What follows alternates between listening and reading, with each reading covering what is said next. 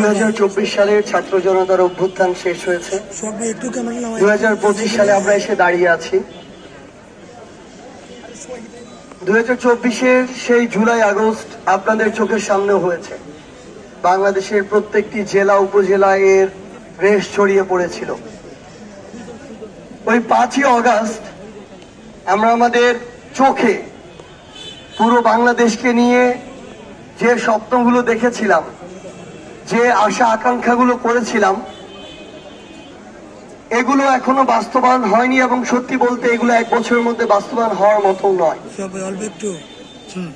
বিগত 54 বছর ধরে এই বাংলাদেশের প্রত্যেকটি সিস্টেমের যে করাপশন, বিগত 16 বছর ধরে প্রত্যেকটা জায়গায় যে স্বজনপ্রীতি, ক্ষমতার অপব্যবহার, দালালি, তোষামোদি, এই প্রত্যেকটি বিষয়ে, এই প্রত্যেকটি ক্ষেত্রে যে সিস্টেমের যে একটি ধ্বংস হয়েছে, এই সিস্টেমগুলো রিফর্ম করা 6 মাস 1 বছরের কাজও নয়।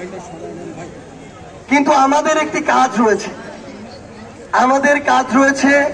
আমরা যারা আপনাদের সন্তান হিসেবে, ভাই হিসেবে 2024-এর ছাত্র জনতার এই অভ্যুত্থানে অংশগ্রহণ করেছিলাম, চোখের সামনে থেকে দেখেছি, আমরা আমাদের বাবা মা, ভাই বোনদেরকে বাংলাদেশের প্রত্যেকটি জেলা উপজেলায় গিয়ে আমাদের ওই স্বপ্নগুলো, আমাদের ওই স্মৃতিগুলো আমরা মনে করিয়ে দিতে চাই।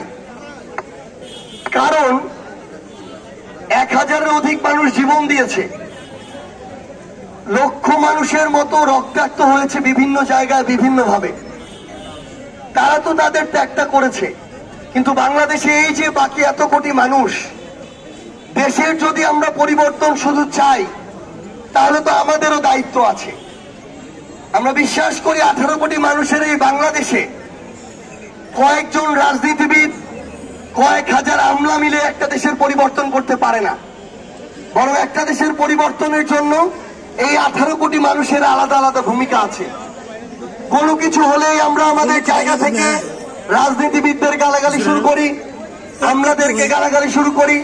বিভিন্ন জায়গায় যারা দায়িত্বশীল তাদের জবাবদিহি চাই, কিন্তু আমরা নাগরিক হিসেবে জনগণ। উত্তরাঞ্চলের স্বনামধন্য nursing college Rangpur community nursing college শিক্ষাবর্ষ 2024 ও 2025-এর জন্য 3টি বিশেষ কোর্সে ভর্তি চলছে। ভর্তির জন্য যোগাযোগ করুন www.rcncbd.com অথবা কল করুন 01708907294।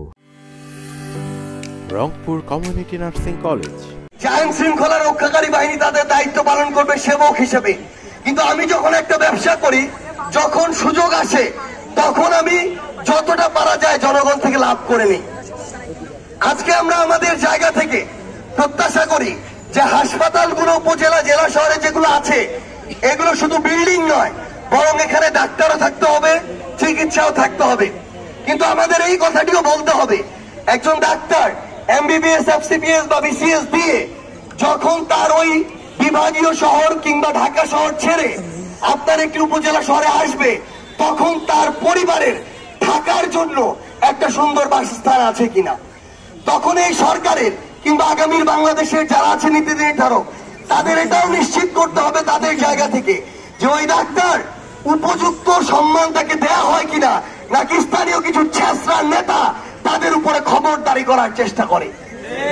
আমরা আমাদের জায়গা থেকে প্রত্যেকটি থানায় বাংলাদেশের খোঁজ নিয়ে দেখব যে এই থানাগুলোতে কোনো অসৎ পুলিশ সদস্য আছে কিনা। কিন্তু আমার এটিও দেখতে হবে যে এই পুলিশ সদস্য সৎ থাকতে চায়, তাকে কোনো চাঁদাবাজ নেতা অসৎ হতে বাধ্য করে কিনা।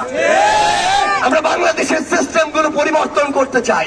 আমরা চাই বিচার বিভাগ স্বাধীনভাবে কাজ করুক। আমরা শুধু এটি চাই যে স্বাধীনভাবে কাজ করুক, কিন্তু আমাদের এটাও দেখতে হবে কোন কোন বড় বড় রাজনৈতিক দল, তাদের নেতা কর্মী, তাদের যখন কাছের কেউ ওই বিচার বিভাগের ওইখানে যায়, তখন তারা নিজেদের ক্ষমতার অপব্যবহার করে ওই বিচার বিভাগকে, ওই বিচার প্রক্রিয়াকে বাধাগ্রস্ত করার চেষ্টা করে কিনা। আমরা সব সময় শুধুমাত্র নিজেদের সুবিধাটা যদি দেখি, তাহলে পরিবর্তন সম্ভব নয়। কারণ প্রত্যেক মানুষ যদি তাদের জায়গায় শুধুমাত্র নিজের সুবিধা দেখতে থাকি, তাহলে দিন শেষে দেশের সুবিধা, সামষ্টিক অর্থে জনগণের সুবিধা দেখার কেউ থাকবে না। কারণ এই যে ব্যক্তি মানুষের কাছে প্রতারিত হওয়ার যে রীতি, এটি বাংলাদেশে 54 বছর ধরে চলে এসেছে। তাই আমাদের এই আহ্বানটি আপনার ব্যক্তির কাছে নয়, বরং আপনার বিবেকের কাছে।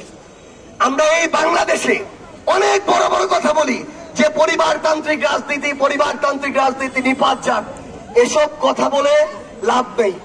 লাভ নেই তখন পর্যন্ত যখন পর্যন্ত আপনি পরিবারতান্ত্রিক ভাবে একটা মার্কায় 54 বছর ধরে ভোট দিয়ে এসেছেন। আপনার দাদা ভোট দিয়েছে, বাবা দিয়েছে, আপনি দিচ্ছেন, আপনার সন্তান দিচ্ছে। লোক ভালো হোক আর না হোক, মার্কা আর দল দেখে অন্ধ দাসের মতো এমন করে যদি ভোট দেওয়ার রীতি থাকে, বাংলাদেশে ভালো মানুষরা কখন উঠে আসবে না। আমরা আপনাদেরকে স্পষ্ট করে বলি, এনসিপির কথা বলছি না, জাতীয় নাগরিক পার্টির কথা বলছি না। আপনার এই গাইবান্ধার ভবিষ্যতের যদি আপনারা পরিবর্তন চান, তাহলে আগামীতে এই গাইবান্ধাতে যারা জনগণের কথা বলবে, জনগণের হয়ে কাজ করবে, জনগণের কথা শুনবে, আপনার ব্যথা বুঝবে, চাঁদাবাজি করবে না, সিন্ডিকেট চালাবে না, মাদক ব্যবসা চালাবে না, দখলদারিত্ব করবে না, ক্ষমতার অপব্যবহার করবে না, সেই রকম ভালো মানুষদের আপনাদের নেতা হিসেবে নির্বাচিত করতে হবে।